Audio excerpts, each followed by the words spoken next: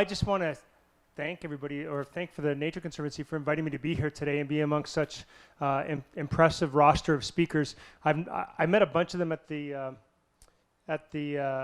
reception beforehand, and just while we were sitting here. There's one that I actually met in the distant past, and he doesn't remember this, but when I was 20 years old, Brian Keating interviewed a young budding interpreter for a job at the Calgary Zoo. And he didn't hire me. And I had to go on and be a doctor. So thanks, Brian, for that boost in my career, or shift in my career. I ended up actually being an interpreter at Dinosaur Provincial Park for 2 summers, and in Vimy Ridge in France for a summer as well. So I had a little bit of an interpreter career despite my misstep here in Calgary. I just wanted to start by saying that I was invited to be here to speak about the human impact on the impact of forests on human health, and I'm kind of torn by this because there's a part of me that says, you know, it's not about what's in it for us. The forests themselves have their own intrinsic value, and we shouldn't be trying to figure out, you know, what the economic value of these forests are, their ecosystem value, and their value to the planet is infinite. And so trying to make it about me maybe isn't the right thing. But that being said, that's what they asked me to be here for, so let's start.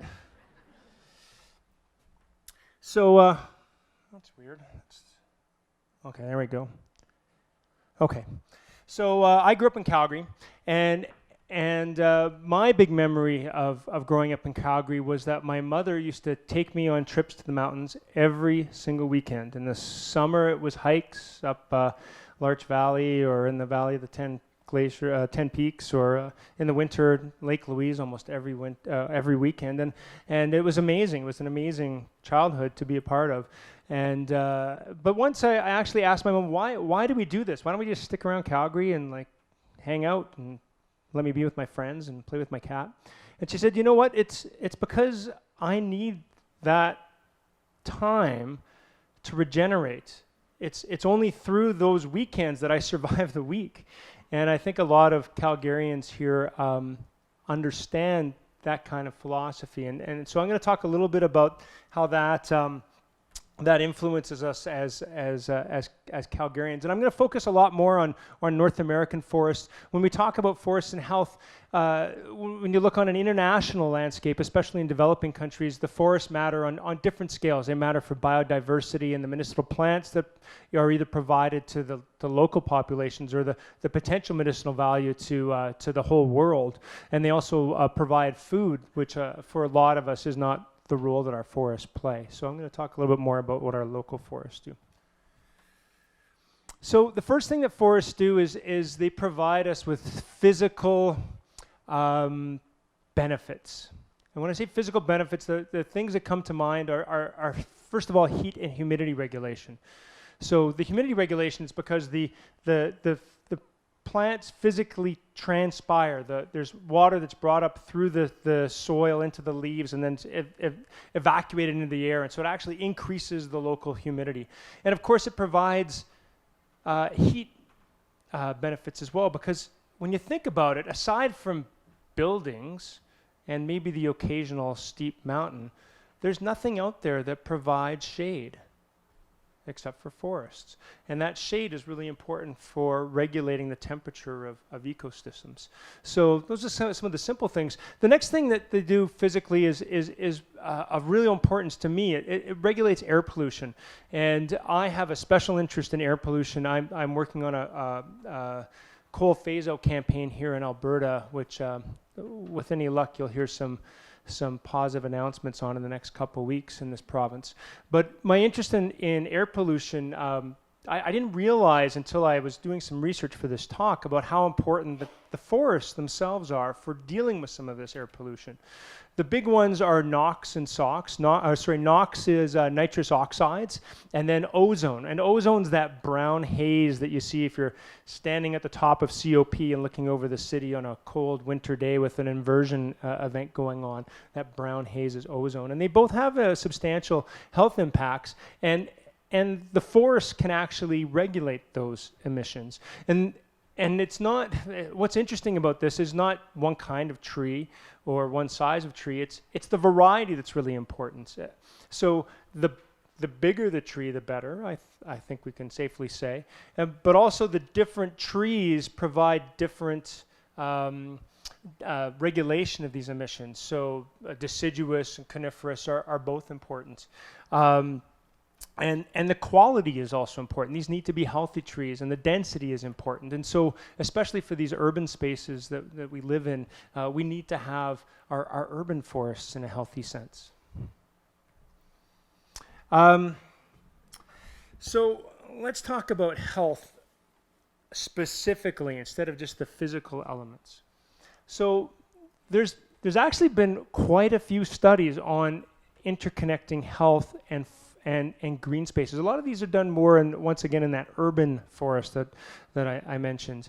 It's just easier to control variables when you're talking about an urban space. Concrete over here, green over here, and you can compare the effects. So I'm just going to talk specifically about one study because I find it fascinating. This is the classic 1984 study by Ulrich. He took a 9-year period through the 70s and early 80s in a single hospital, and 2 stories of that hospital had pretty much identical rooms. And one set of those rooms looked over a brick wall, and the other set of rooms overlooked a green space, a park. And so he tried to control for everything. He controlled for the type of surgeries, only gallbladder surgeries. He tried to control for the surgeon that was involved. He matched controls to smoking and their age and their obesity. And then he compared how they did during their hospital stay.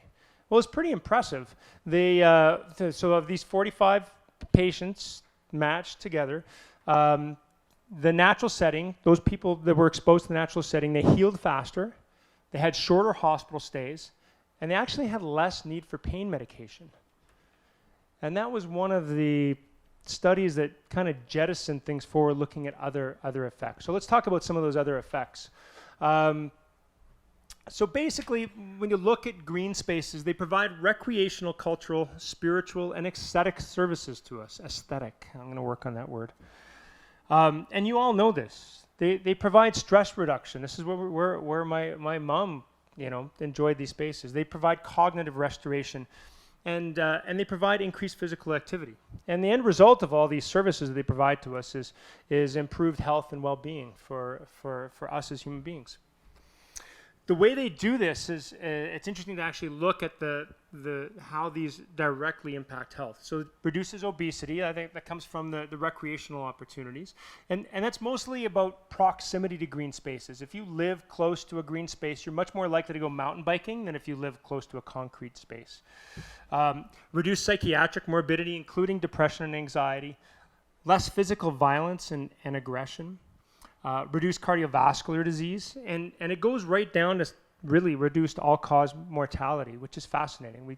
We die less when we're exposed, or we die less frequently when we all die eventually. There's a joke about medical studies is, there's the decreased mortality. It's just that they haven't gone out far enough because everybody gets 100% at one point. And even improved birth outcomes. This is an interesting Vancouver study where they did satellite imaging of the city, and they looked at green spaces in the city of Vancouver and where the mom was living. So they actually had the addresses of the moms. And those people living closer to green spaces actually had